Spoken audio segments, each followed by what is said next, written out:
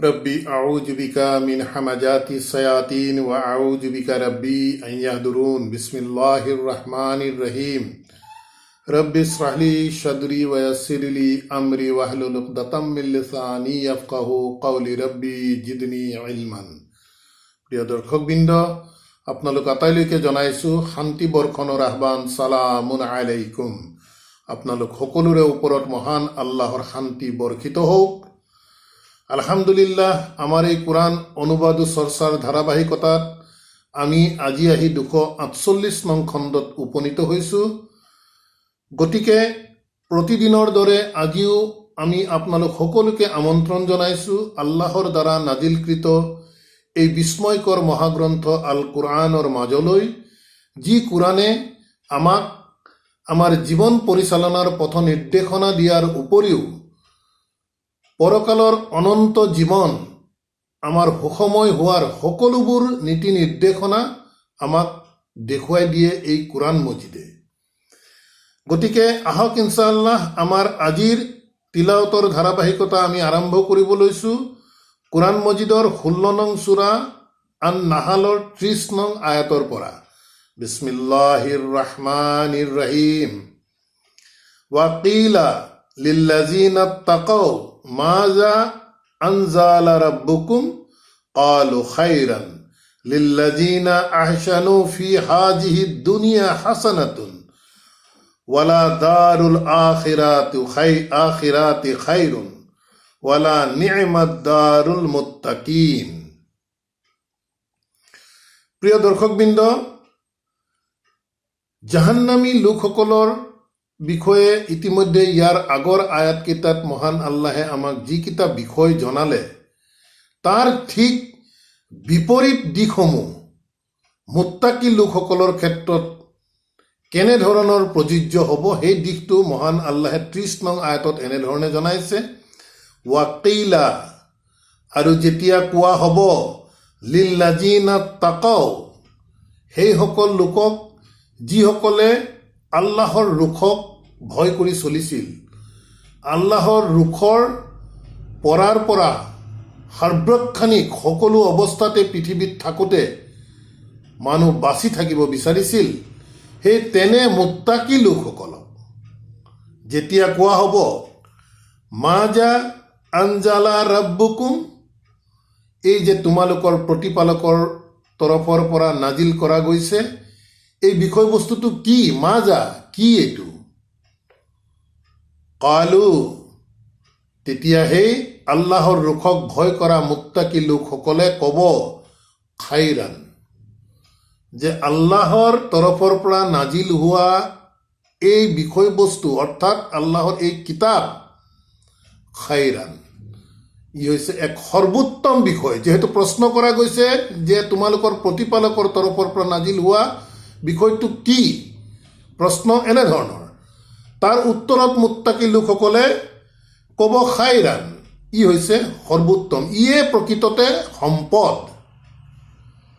লিল্লাযিনা, সেইসকলৰ বাবে, আহসানু, যিসকলে সৎ কৰ্ম কৰিছিল, অৰ্থাৎ আল্লাহে দেখুৱাই দিয়া ভাল কৰ্মসমূহ যিসকল লোকে কৰিছিল। লিল্লাযিনা, সেইসকল লোকৰ বাবে, আহসানু, যিসকলে আল্লাহৰ নিৰ্দেশ অনুসৰি ভাল কৰ্ম কৰিছিল, ফি হাযিহি দুনিয়া, এই পৃথিৱীত থকা সময়ত যিসকল লোকে আল্লাহৰ নিৰ্দেশ অনুযায়ী ভাল কৰ্ম কৰিছিল, তেওঁলোকৰ বাবে এই নাজিলকৃত বিষয়বস্তুটো হৈছে খাইৰান, সৰ্বোত্তম। ফি হাযিহি দুনিয়া হাসানাতুন, তেওঁলোকৰ বাবে ই হৈছে এক সৰ্বোত্তম বিষয়। প্ৰশ্ন, কি নাজিল কৰা গৈছিল? তাৰপিছত কৈছে, ওয়ালা দাৰুল আখিৰাতু খাইৰুন, আৰু যি পৰকালৰ ঘৰ, সেই পৰকালৰ ঘৰো হৈছে সৰ্বোত্তম, অৰ্থাৎ জান্নাতৰ বিষয়ে কৈছে। ওয়ালা নি'মা দাৰুল মুত্তাকিনা, ওয়ালা নি'মা, কি এক্সেলেণ্ট, কিমান ধুনীয়া, দাৰুল মুত্তাকিনা, এই মুত্তাকি লোকসকলৰ যি ঘৰ বা পৰকালৰ যি বাসস্থান, এই বাসস্থানৰ বিষয়ে তেওঁলোকে কৈছে এক্সেলেণ্ট, সৰ্বোত্তম, আটক ধুনীয়া, এই গোটেইবোৰ অৰ্থ ইয়াৰ দ্বাৰা প্ৰকাশ পায়। গতিকে প্ৰিয় দৰ্শকবৃন্দ, আমি ইতিমধ্যে দেখিলোঁ যে জাহান্নামত প্ৰৱেশ কৰা লোকসকলৰ প্ৰতিও আল্লাহৰ প্ৰশ্ন একেটাই প্ৰশ্ন যে তোমালোকৰ প্ৰতি যি নাজিল কৰা গৈছিল এই বিষয়বস্তুটো কি। ঠিক তেনেদৰে জান্নাতৰ অধিবাসীসকলকো একেটা প্ৰশ্নই কৰা হ'ব যে তোমালোকৰ প্ৰতি নাজিল হোৱা এই বিষয়বস্তুটো প্ৰকৃততে কি। গতিকে এই দুয়োটা আয়াতৰ পৰা যদিও আমি দুয়োটাৰ ক্ষেত্ৰত উত্তৰ আমি পৃথক পৃথক দেখা পাইছোঁ, যিসকল জাহান্নামী লোক তেওঁলোকে স্পষ্টভাৱে ক'ব যে ই আন একো নহয় আসাতিৰুল আউৱালিন, পুৰণিকলীয়া কিচ্ছা কাহিনীৰ বাদে আন একো নহয়। কিন্তু জান্নাতীসকলে ক'ব এই যে আল্লাহৰ তৰফৰ পৰা পৃথিৱীত থাকোঁতে আমাৰ বাবে নাজিল কৰা গৈছিল, ইয়ে হৈছে সৰ্বোত্তম বিষয়বস্তু। যিসকল লোকে আল্লাহৰ নিৰ্দেশ অনুসৰি সৎকৰ্ম ভাল কৰ্মসমূহ দুনিয়াত থাকোঁতে কৰিব, তেওঁলোকৰ বাবে ই হৈছে হাসানাতুন।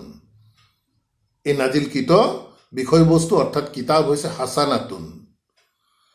আৰু কৈছে এই যে পৰকালৰ যি ঘৰ, এই ঘৰ হৈছে এক্সেলেণ্ট, সাংঘাতিক, একেবাৰে ইমান আল্লাহৰ ব্যৱস্থাপনা দেখি তেওঁলোকে প্ৰকাশ কৰিছে শব্দটো ৱালা নি'মা দাৰুল মুত্তাকিনা, যে মুত্তাকিসকলৰ এই বাসস্থান কি এক্সেলেণ্ট, কিমান ধুনীয়া। গতিকে এই দুয়োটা আয়াতত আমি মন কৰিলে এটা দিশ আমাৰ প্ৰতি স্পষ্ট হৈ পৰিব যে ৰোজ কিয়ামতৰ দিনা আল্লাহৰ প্ৰশ্ন উত্থাপিত হ'ব আল্লাহৰ পৰা নাজিল হোৱা বিষয়বস্তুৰ ওপৰত, অৰ্থাৎ কিতাবুল্লাহ, আল্লাহৰ কিতাবৰ ওপৰত প্ৰশ্ন কৰিব যে তোমালোকৰ মতামত কি, এই যে নাজিল হৈছিল তোমালোকৰ প্ৰতিপালকৰ তৰফৰ পৰা। গতিকে বিষয়বস্তুৱে সিদিনাও প্ৰাধান্য পাব আল্লাহৰ কিতাবে। কোনো আনুষংগিক কিতাপৰ বিষয়ে কিন্তু প্ৰশ্ন উত্থাপন হোৱা আমি ইয়াত দেখা নাই। বিকজ আল্লাহৰ পৰা নাজিল হোৱা, অৱতৰণ হোৱা, পৃথিৱীত সৃষ্টি হোৱা কোনো বিষয়বস্তু, কোনো কিতাপৰ বিষয়ে আল্লাহে কিন্তু ৰোজ হাছৰৰ দিনা জান্নাতি জাহান্নামী কাৰো প্ৰতি কিন্তু সেই প্ৰশ্নটো উত্থাপন নকৰে, উত্থাপন কৰিব নাজিল হোৱা বিষয়বস্তুৰ ওপৰত। গতিকে এই দিশবোৰ আমি মন কৰি যাব লাগিব। মুত্তাকিসকলে ক'ব এই কিতাপে নাজিল হোৱা বিষয়ে প্ৰকৃততে আমাক আজি এই স্থান দিছে, খাইৰুন, উত্তম, সৰ্বোত্তম। গতিকে এই দিশটো আমি এৰি চলিলে নহ'ব যে আল্লাহৰ এই পৃথিৱীত দিয়া কিতাপৰ গুৰুত্ব যে কেৱল আল্লাহৰ দ্বাৰা নাজিল হোৱা কিতাপৰ ওপৰতহে সেইদিনা যে গুৰুত্ব আহিব, এই কথাটো জান্নাতি তথা জাহান্নামী দুয়োটা সকলৰ প্ৰতি আল্লাহে কৰা প্ৰশ্নই প্ৰমাণ কৰে যে সিদিনা প্ৰাসংগিকতা থাকিব কেৱল আল্লাহৰ পৰা নাজিল হোৱা কিতাপৰ ওপৰত, আন কোনো কিতাপৰ বিষয়ে ইয়াত সোধাৰ প্ৰশ্ন আমি দেখা নাই। তাৰ পাছৰ আয়াতত কৈছে যে মুত্তাকিসকল তেওঁলোকে যে কৈছে এক্সেলেণ্ট, কি সুন্দৰ, তাৰ অধিক বৰ্ণনা এনেধৰণে দিছে জান্নাতু আদিনিন, সুন্দৰতম বাগিচা, সুন্দৰতম বনভূমি, ইয়াদখুলুনাহা, সিহঁতে তাত প্ৰৱেশ কৰিব মুত্তাকিসকলে, তাজৰি মিন তাহতিহাল আনহাৰ, তাৰ তলেদি বৈ থাকিব অসংখ্য নদ নদীৰ জলপ্ৰবাহ, লাহুম ফিহা, সিহঁতৰ বাবে, ফিহা সেই জান্নাতৰ ভিতৰত থাকিব, মা ইয়াশাউনা, যিয়ে তেওঁলোকে বিচাৰিব, সকলোবোৰ বস্তু জান্নাতীসকলে সেই জান্নাতত তাত পাব বুলি কৈ আছে। মা ইয়াশাউনা কাজালিকা, এনেধৰণেই, ইয়াজজিল্লাহু, আল্লাহে পুৰস্কৃত কৰে, আল মুত্তাকিনা, এই মুত্তাকি লোকসকলক। গতিকে মুত্তাকি শব্দ বাৰম্বাৰ বিভিন্ন ফৰ্মেটত আহিছে। আমি সেইকাৰণে আগতো আমি কৈছিলোঁ সূৰা বাকাৰাৰ আৰম্ভণিতে মুত্তাকিৰ আল্লাহে বিস্তৃত পৰিচয় আমাৰ আগত দাঙি ধৰিছে যে প্ৰকৃততে মুত্তাকি কোন। আমি কেৱল আল্লাহৰ ৰোষক ভয় কৰা বিষয়টোৱে শাব্দিক দিশৰ পৰা তাকে আমি কনফাইন কৰি ৰাখিলে নহ'ব। মুত্তাকি প্ৰকৃততে কোন তাৰ পৰিচয় পাবৰ বাবে সূৰা বাকাৰাৰ আৰম্ভণিতে আমি যিহেতু চৰ্চাত আনিছোঁ, গতিকে তাক পুনৰাবৃত্তি কৰিব বিচৰা নাই। মুত্তাকিৰ পৰিচয় সুন্দৰভাৱে আল্লাহে দাঙি ধৰিছে। গতিকে সেই লোকসকলৰ বাসস্থান কিমান এক উন্নত পৰ্যায়ৰ, সকলো ধৰণৰ সা সুবিধা থকা, তাতোতকৈ ডাঙৰ কথা মুত্তাকিসকলে যিয়ে বিচাৰিব সেয়ে এভেইলেবল পাব তাত। আৰু কৈছে এনেধৰণে আল্লাহে মুত্তাকিসকলক, জান্নাতীসকলক ব্যৱস্থাপনাৰ যোগাৰ ধৰি আল্লাহে তেওঁলোকক পুৰস্কৃত কৰে, মুত্তাকি লোকসকলক। তাৰপিছত কৈছে আল্লাযিনা তাতাৱাফাহুমুল মালাইকাতু।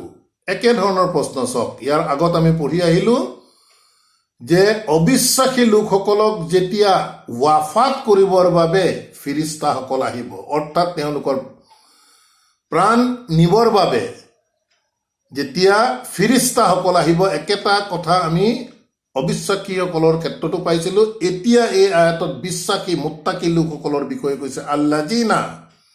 যিহেতু ইয়াৰ আগৰ আয়াতত আল্লাহে মুত্তাকিনা শব্দটো কৈছে, সেই মুত্তাকিনা শব্দটোক দেখুৱাই ৰিলেটিভ প্ৰনাউন আল্লাযিনা ব্যৱহৃত হৈছে, অৰ্থাৎ এই মুত্তাকিসকল, যিসকল মুত্তাকি তাতাৱাফাহুমুল মালাইকাতু, তেওঁলোকক ৱাফাত কৰিবৰ বাবে যেতিয়া ফিৰিস্তাসকল আহিব, তাইয়িবিনা, মুত্তাকিসকল একেবাৰে পবিত্ৰ আল্লাহৰ দৃষ্টিত সেই মুত্তাকিসকল একেবাৰে সৎ, যিহেতু চৰিত্ৰবান লোক, আল্লাহৰ যিহেতু সকলোবোৰ কথা বতৰা, আদেশ নিষেধ পালন কৰি তেওঁলোকে পৃথিৱীত থাকোঁতে চলিছিল। গতিকে তেনে লোকসকলৰ যেতিয়া ৱাফাতৰ বাবে আল্লাহে ফিৰিস্তাসকলক প্ৰেৰণ কৰিব, তেওঁলোক একেবাৰে পবিত্ৰ লোক, তেওঁলোক পবিত্ৰ অৱস্থাত থাকিব। ইয়াকুলুনা সালামুন আলাইকুম, তেতিয়া ফিৰিস্তাসকলে সেই মুত্তাকিসকল লোকসকলক সালাম পেছ কৰি ক'ব, সালামুন আলাইকুম, তোমালোকৰ ওপৰত শান্তি বৰ্ষিত হওক। পাৰ্থক্য দেখিলোঁ, অবিশ্বাসকাৰীসকলৰ ওচৰত যেতিয়া ফিৰিস্তাসকল আহিব, তেতিয়া অবিশ্বাসকাৰীসকলে সালাম পেছ কৰিব মালাইকাত, ফিৰিস্তাসকলৰ প্ৰতি, আৰু লগে লগে তেওঁলোকে স্বীকাৰোক্তি দিব, ক'তা আমিতো একো বেয়া কাম কৰা নাছিলোঁ। কিন্তু তেওঁলোকৰ সেই আবেদন নিবেদন শুনিবৰ বাবে সেই সময়ত ফিৰিস্তাসকল প্ৰস্তুত নাথাকি ক'ব, আল্লাহে ভাল ধৰণে জানে যে তোমালোকে কি কৰিছিলা।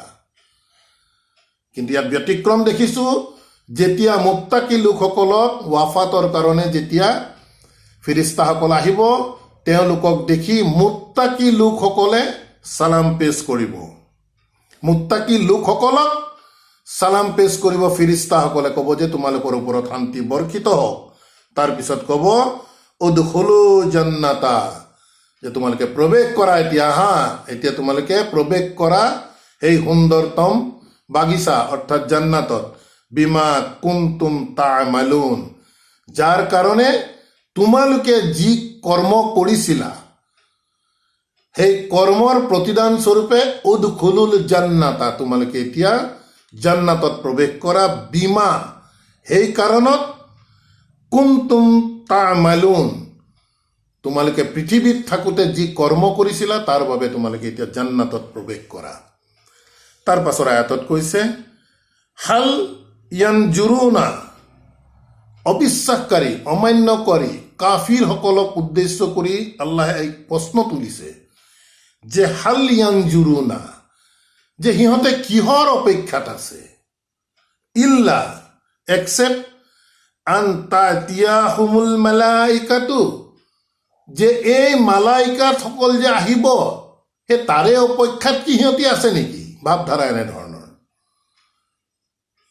অবিশ্বাসকাৰী, অগ্ৰাহ্যকাৰী লোকসকলক উদ্দেশ্য কৰি আল্লাহৰ প্ৰশ্ন, হাল ইয়ানজুৰুনা, গতিকে কিহৰ অপেক্ষাত আছে সিহঁতি, যে কেৱল সিহঁতৰ অপেক্ষা যে তাতিহুমুল মালাইকাতু, যে ফিৰিষ্টাসকল এই অন্তিম সময়ত আহি পোৱাৰ অপেক্ষাতে কি সিহঁতি আছে নেকি? আও অথবা ইয়াতিয়া আমৰু ৰাব্বিকা, অথবা তোমাৰ প্ৰতিপালকৰ আদেশ, অৰ্থাৎ সেই অন্তিম সময়টোক দেখুৱাই কৈ আছে যিহেতু প্ৰতিপালকৰ আদেশ মৰ্মেই ফিৰিষ্টাসকল আহিছে ৱাফাতৰ বাবে।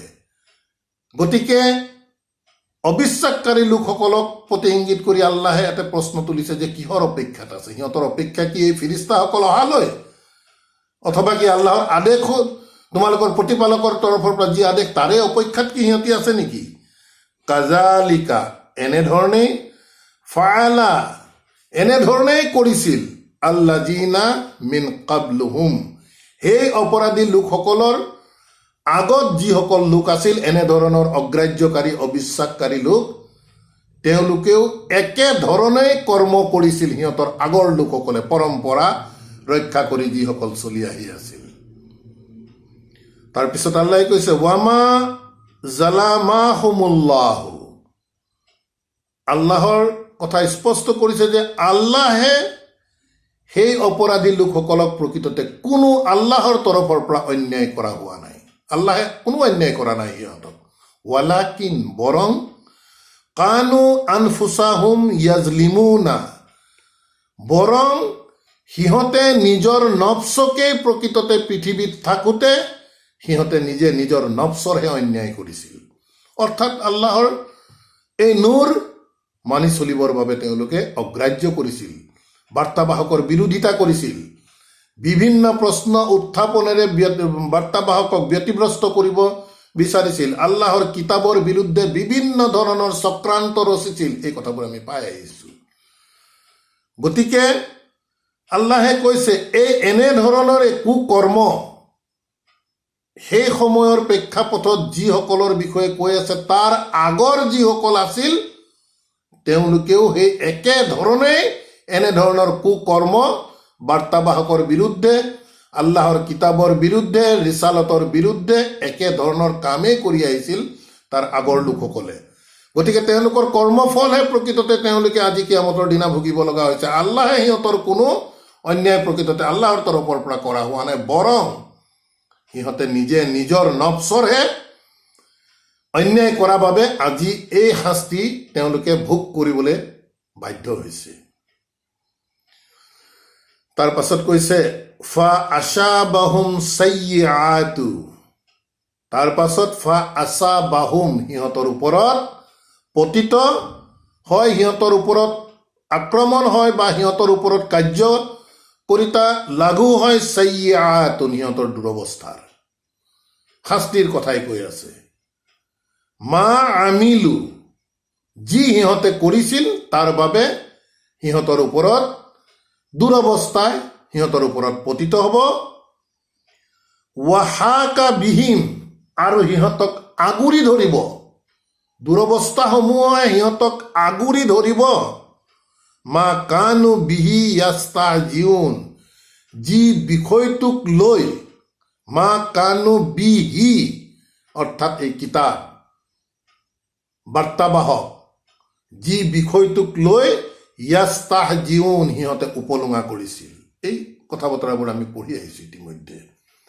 গতিকে তেওঁলোকে পৃথিৱীত থাকোঁতে তেওঁলোক যে মুস্তাকবিৰ আছিল, পৰকাল যে অবিশ্বাস কৰিছিল, আল্লাহৰ বাৰ্তাবাহকৰ বিৰোধিতা কৰিছিল, কিতাপৰ বিৰোধিতা কৰিছিল, সেইবাবে সিহঁতৰ ওপৰত পতিত হ'ব, সিহঁতে যি কৰ্ম কৰিব। আৰু সিহঁতে যে বাৰ্তাবাহকক উপলুঙা কৰিছিল, এনেধৰণৰ কৰ্মবোৰে সিহঁতক চাৰিওফালৰ পৰা ঘেৰি ধৰিব, আগুৰি ধৰিব। ৱাকালা, আৰু ক'ব আল্লাযিনা আশৰাকু, যিসকলে আল্লাহৰ সৈতে অংশীদাৰিত্ব স্থাপন কৰিছিল, একক আল্লাহৰ ৱাহিদ কিতাপত যিসকলে স্থিতি নাৰাখি ইয়াৰ বাহিৰত গৈ আল্লাহৰ সৈতে অংশীদাৰিত্ব স্থাপন কৰি নিজৰ ধৰ্মনীতি চলাই গৈছিল, অৰ্থাৎ আল্লাহৰ সৈতে শিৰ্ক কৰা লোকসকলে। এই কথাবোৰ একেবাৰে স্পষ্ট। আশা ৰাখিম বিষয়বস্তুবোৰ প্ৰত্যেকেই আহক, বিবেচনাৰ মাজলৈ আনক সকলোৰে, ইনশাআল্লাহ। চিন্তা কৰিলেই কথাবোৰ স্পষ্ট হৈ যাব। ৱাহিদ আল্লাহৰ কিতাপৰ বাহিৰত আমি যাব নোৱাৰিম। যদি যাওঁ তেতিয়া আল্লাহৰ কথা সৈতে আমি আৰু আনৰ কথা ইয়াৰ লগত সংযোজন কৰা হয়। তাকেই আৰবীৰ ভাষাত শিৰ্ক কৰা বুলি কয়, অংশীদাৰিত্ব। যিকোনো প্ৰকাৰে আল্লাহৰ কিতাপকেই হওক বা আল্লাহক পাবৰ বাবে মধ্যস্থতাকাৰী কাৰোবাৰ কথা মানি সেইমতেই তেওঁলোকে আল্লাহক বিচৰাৰ বাবে ইবাদতত লিপ্ত হওক, যিকোনো উপায়েৰে যিকোনো উপায়েৰে একক আল্লাহৰ কথা বতৰাৰ মাজত নাথাকি বাহিৰা কথা বতৰাৰ যিয়ে সহায় ল'ব, সেই কথা বতৰাবোৰেই সিদিনা আল্লাহৰ সৈতে অংশীদাৰিত্ব স্থাপন হোৱাৰ প্ৰমাণ কৰিব। গতিকে ইয়াত কৈছে, তেনেধৰণৰ অংশীদাৰিত্ব স্থাপন কৰা লোকসকলে ৱাকালা, আৰু ক'ব আল্লাযীনা আশৰাকু, যিসকলে এনেধৰণে আল্লাহৰ সৈতে অংশীদাৰিত্ব কৰিছিল, লাউ শাআল্লাহু, যদি আল্লাহে ইচ্ছা কৰিলেহেঁতেন, মা আবাদনা মিন দুনিহি মিন শাইইন। মন কৰি যাব, ইমান চূড়ান্ত অপৰাধীতে হ'ব লাগিব, সিদিনা গৈও তেওঁলোকে দুখ আল্লাহক কেনেধৰণে দিব বিচাৰিছে চাওক। তেওঁলোকে ক'ব সিদিনাখন, লাউ শাআল্লাহু, যদি আল্লাহে বিচাৰিলেহেঁতেন, মা আবাদনা, আমি ইবাদত নকৰিলোহেঁতেন, গোলামী নকৰিলোহেঁতেন, মিন দুনিহি, তেওঁৰ উপৰিও, মিন শাইইন, কোনো ক্ষেত্ৰতে, নাহনু, আমিও, ৱালা আবাউনা, আৰু আমাৰ পিতামহ পূৰ্বপুৰুষসকলেও, আমি আল্লাহৰ বাহিৰে আনৰ গোলামী নকৰিলোহেঁতেন। দুখ আল্লাহৰ ওপৰত স্পষ্ট প্ৰকাশ পাইছে। আল্লাহৰ উপৰিও যে আনৰ গোলামী কৰিছিল, সেই কথাটো তেওঁলোকৰ বক্তব্যৰ পৰা ইয়াত সিদিনাখন স্পষ্টভাৱে প্ৰকাশ কৰিব, যিহেতু তেওঁলোকে নিজেই ক'ব যে যদি আল্লাহে বিচাৰিলেহেঁতেন, আমি অথবা আমাৰ পূৰ্বপুৰুষসকলে আল্লাহৰ উপৰিও আনক আমি কোনো গোলামী নকৰিলোহেঁতেন। গতিকে স্পষ্টভাৱে সেইদিনা প্ৰকাশ কৰিবলৈ বাধ্য হৈ পৰিব। দুখ কিন্তু আল্লাহৰ ওচৰত, আল্লাহৰ ওপৰত দিব বিচাৰিব। আল্লাহে বিচৰা নাই কাৰণেই আমি বেলেগৰ কৰিলোঁ। এককভাৱে আল্লাহে আমাক হিদায়ত নিদিয়া বাবে দুখ আল্লাহৰ ওচৰত দিব বিচাৰিব। আৰু কৈছে ৱালা হাৰামনা, আৰু আমি অবৈধ কৰি নললোহেঁতেন, মিন দুনিহি মিন শাইইন, তেখেতে যিবোৰ অবৈধ কৰিছে তাৰ উপৰিও আন কোনো বস্তুকেই আমি অবৈধ কৰি নললোহেঁতেন আমাৰ ক্ষেত্ৰত। কাজালিকা, এনেধৰণেই, ফাআলা, এনেধৰণেই কৰিছিল, আল্লাযীনা মিন কাবলিহিম, যিসকল তাৰ আগৰ পৰম্পৰাগতভাৱে তেওঁলোকৰ পূৰ্বপুৰুষ যি আছিল, তেওঁলোকেও এনেধৰণেই কৰি গৈছিল। গতিকে কৈছে ফাহাল আলা ৰুচুলিন, গতিকে আল্লাহে কৈছে ফাহাল আলা ৰুচুলিন, গতিকে ৰচুলসকলৰ ওপৰত আমাৰ কৰণীয় তাৰ বাদে একো নাই, ইল্লা বালাগুল মুবিন, ৰচুলসকলক স্পষ্ট তেওঁলোকে আমাৰ বাৰ্তা পহুঁচাই দিয়াৰ বাদে ৰচুলসকলৰ ওপৰত আমি দিব লগা একো নাই। ৰচুলসকলক আমি ডেপুট কৰিছোঁ, ৰচুলসকলে বাৰ্তা দিছে, তেওঁলোকে প্ৰত্যাখ্যান কৰিছে, এইটো তেওঁলোকৰ বিষয়। গতিকে প্ৰিয় দৰ্শকবৃন্দ, এই আয়াততো আমি মন কৰিবলগীয়া কেইবাটাও দিশ আছে। প্ৰথম কথা আমি আপোনালোকৰ দৃষ্টি আকৰ্ষণ কৰিব বিচাৰিছোঁ এটি শব্দ, মা আবাদনা। এই আবাদা শব্দটোৰ আৰবী শব্দ, ইয়াৰ এটা অসমীয়া প্ৰতিশব্দ আমি কৰি লৈছোঁ ইবাদত, তাক অসমীয়া প্ৰতিশব্দ হিচাপে ব্যৱহাৰ কৰিছোঁ। আৰু ইবাদত বুলি কোৱাৰ লগে লগে আমাৰ গৰিষ্ঠ সংখ্যকৰ কনচেপ্টত সোমাই আছে যে কলিমা, নামাজ, ৰোজা, হজ, জাকাতকেই ডেফিনেশ্যন বুজাই দিয়া গৈছে যে আল্লাহৰ ইবাদত। গতিকে আমাৰ চিন্তাধাৰা, আমাৰ বুজ যদি সেনেধৰণৰ সোমাই থাকে, তেতিয়া এই আবাদা শব্দই প্ৰকৃততে কি ক'ব বিচাৰিছে আমাৰ ওচৰত স্পষ্ট নহয়। আৰবীত আবদুন শব্দৰ অৰ্থ হৈছে কৃতদাস, অৰ্থাৎ কিনি অনা দাসক আবাদা বুলি কয়। গতিকে প্ৰাচীন কালত সেই সময়ত যিহেতু কোৰাণে আমাক সাক্ষী দিয়ে, এনেধৰণৰ মানুহ কিনা বেচাৰ ছিষ্টেমটো আছিল, দাস ক্ৰয় কৰাৰ ছিষ্টেম আছিল, কোৰাণে তাক আমাক সাক্ষী দিয়ে। গতিকে এনেধৰণে ক্ৰয় কৰি অনা কোনো দাসক আবদুন বুলি কোৱা হয়। গতিকে যেতিয়া ক্ৰয় কৰি আনিব দাসজনক, সেই দাসজন তেতিয়া বাধ্য হৈ যায়, যিজন মালিকে তেওঁক ক্ৰয় কৰি আনিছে তেখেতে যি ক'ব 100% তেওঁৰ কথা মানি চলিব লাগিব। এই দাসজনৰ নিজস্ব কোনো বিচাৰ বিবেচনা কিন্তু নাথাকে। তেওঁ যি কৰিম সেইমতে তেওঁ কাম কৰিব নোৱাৰে। তেওঁ কৰিব লাগিব, যিহেতু তেওঁ কৃতদাস, তেওঁক যিয়ে ক্ৰয় কৰি আনিছে মালিকে যি ক'ব সেইমতেই তেওঁ চলিব লাগিব। এইটো হৈছে আবদুনৰ কনচেপ্ট। এতিয়া আহোঁ, আল্লাহে আমাক ক্ৰয় কৰি অনা নাই, সঁচা কথা। ক্ৰয় কৰাতকৈ ডাঙৰ কাম কৰিছে, আল্লাহে আমাক সৃষ্টি কৰিছে। তেখেত আমাৰ সৃষ্টিকৰ্তা, মালিক। গতিকে আমাৰ মালিকে যিহেতু আমাক সৃষ্টি কৰিছে, ক্ৰয় কৰাৰ ক্ষেত্ৰতে মালিকৰ কথা শুনিবলৈ সেই দাস যিহেতু বাধ্য। গতিকে আল্লাহে যিহেতু আমাক সৃষ্টি কৰিছে, গতিকে তেনে ক্ষেত্ৰত আমি 100% আল্লাহে কি কৈছে সেই অনুসৰি আমি চলাটো আমাৰ কাৰণে বাধ্যতামূলক। আৰু এয়ে হৈছে ইবাদতৰ মূল কনচেপ্ট। ইবাদত বুলি ক'লে আমি কি বুজি পাম?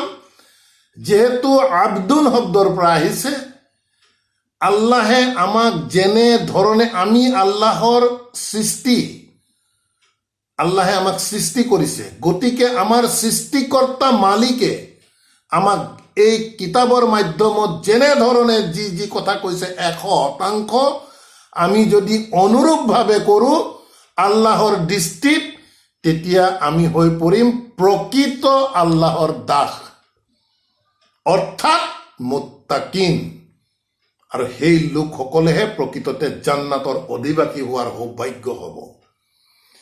গতিকে এই ইবাদত শব্দটো আমি কেৱল কলিমা, নামাজ, ৰোজা, হজ, জাকাতৰ কনচেপ্টে সোমাই নাৰাখি কিছু ইয়াক বহল দৃষ্টিভংগীৰে আমি চোৱাৰ চেষ্টা কৰোঁ। আহক, যদি আমি প্ৰকৃত দৃষ্টিভংগীৰে এই আবদুন বা ইবাদত শব্দটো আমি চাওঁ, তেতিয়া ই আমাৰ বাবে স্পষ্ট হৈ পৰিব যে আল্লাহৰ আদেশ নিষেধ, যিহেতু আল্লাহ আমাৰ মালিক, সৃষ্টিকৰ্তা, তেখেতে যেনেকে কৈছে তিল মানুহ হেৰফেৰ নকৰাকৈ, তেখেতৰ কথাৰ বাহিৰত আন পৃথিৱীৰ কাৰো কথাক গুৰুত্ব নিদি আমি এককভাৱে আল্লাহৰ গোলামী কৰাটোৱেই হৈছে ইবাদতৰ মূল কনচেপ্ট।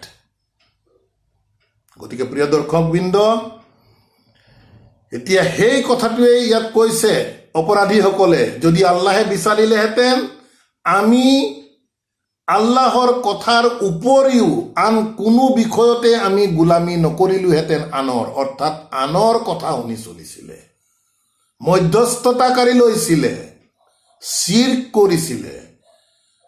এই গোটেই বিষয়টো যিমান আমি পাৰোঁ মুকলি কৰাৰ চেষ্টা কৰিছোঁ, কাৰণ এটাই প্ৰশ্ন আমাৰ ওপৰতে আহক যে আমি আল্লাহৰ উপৰিও আন কাৰোবাৰ কথা মানি চলিছোঁ নেকি? মিন চাইয়েন শব্দ আহিছে ইয়াত, তাক কোৱেই নোৱাৰিম।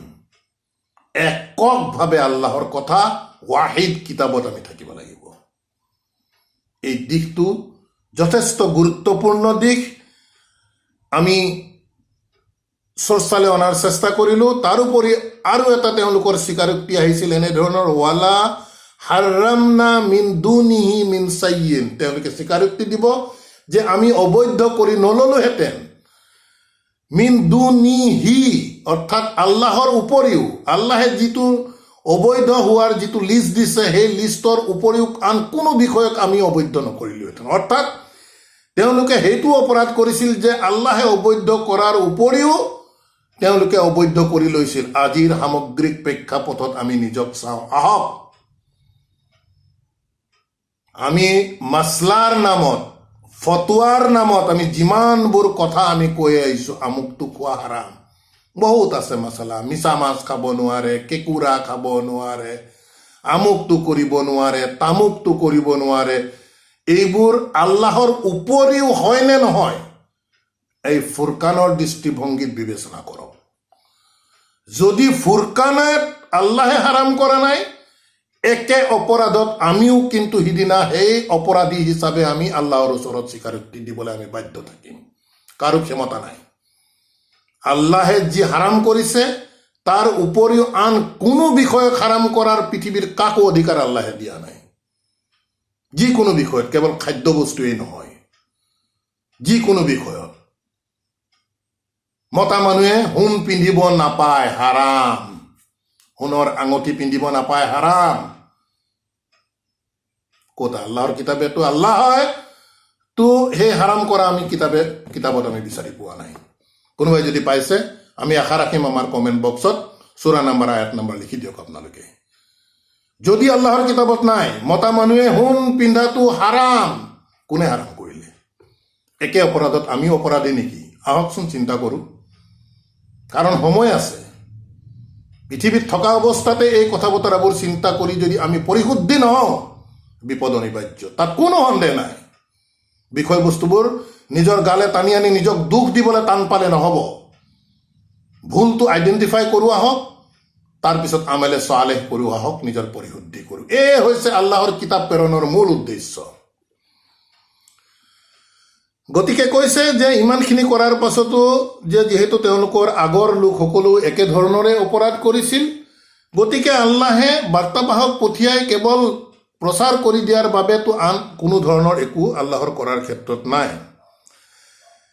তাৰপিছৰ আয়াতত কৈছে ৱালাকাদ বাআছনা ফি কুল্লি উম্মাতিন, আৰু ইতিমধ্যে নিশ্চয় বাআছনাৰ মূল অৰ্থ হৈছে আমি প্ৰকাশ কৰিছিলোঁ। ফি কুল্লি উম্মাতিন, প্ৰত্যেকটো উম্মতৰ বাবে ৰাসূলান, এজন বাৰ্তাবাহক আমি প্ৰকাশ কৰিছিলোঁ। বাৰ্তাবাহকে কি কৈছিলে?